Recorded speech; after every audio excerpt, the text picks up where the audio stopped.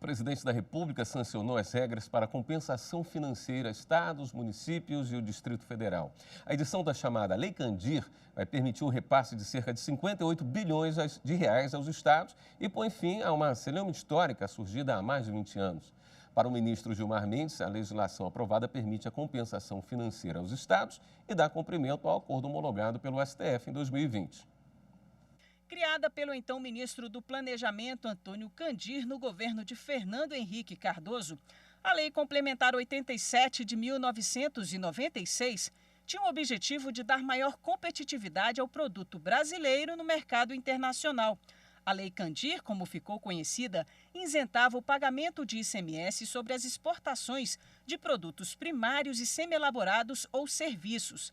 A norma acabou gerando polêmica entre os governadores de estados exportadores, que alegavam perda de arrecadação devido à isenção do imposto nesses produtos. Pela lei, a União tinha que manter uma reserva de recursos para repassar aos estados como forma de compensar essas perdas. Posteriormente, adveio a Emenda Constitucional 42 de 2003, incluindo o artigo 91, que determinava que o Congresso Nacional editasse uma lei complementar para regulamentar a compensação aos estados desta perda em relação ao ICMS isentado pela Lei Candir.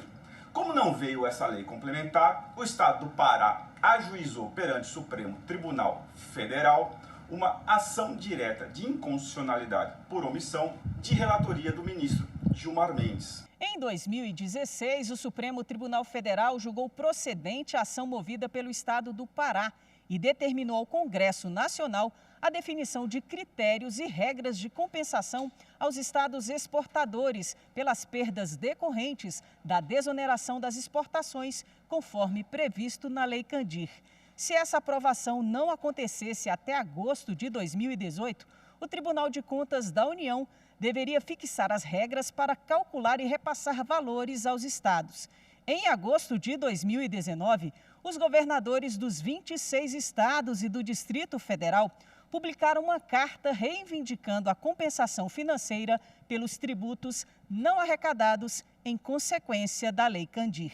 Julgada essa DCO em 2016, determinou o Supremo Tribunal Federal que o Congresso editasse essa lei que regulamentasse e desse efetividade ao artigo 91 do ADCT num prazo de 12 meses. Em 2019, o ministro Gilmar Mendes compôs uma comissão especial com o intuito de celebrar um acordo entre os estados e a União para dar efetividade ao disposto no artigo 91 da ADCT. Em maio do ano passado, o plenário do Supremo Tribunal Federal homologou o acordo firmado entre os estados, o Distrito Federal e a União para regulamentar a compensação de perdas de arrecadação em decorrência da desoneração das exportações do ICMS.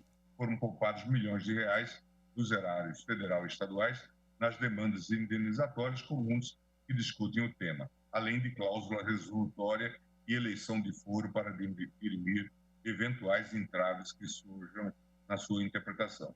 No fim de 2020, o governo federal sancionou a lei complementar que institui as transferências obrigatórias da União para os estados, municípios e Distrito Federal, visando compensar as perdas de arrecadação em virtude da Lei Candir.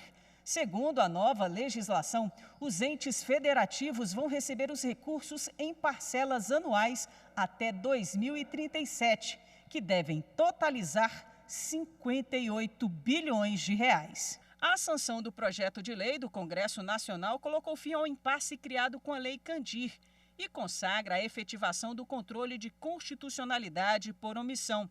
Esse é o entendimento do ministro do STF, Gilmar Mendes, relator da ação direta de inconstitucionalidade por omissão, que tratava do tema.